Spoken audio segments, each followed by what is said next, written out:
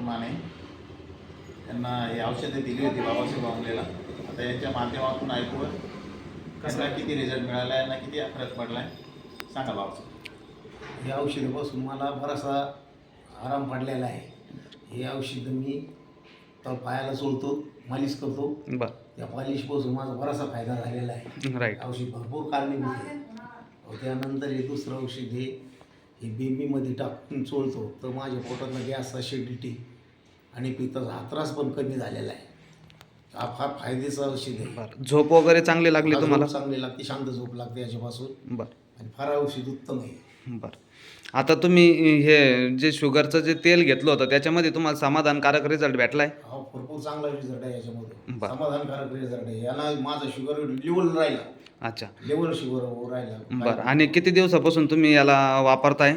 त्याला आता 7-8 दिवस झाले, 8 दिवस झाले. 8 दिवसात मला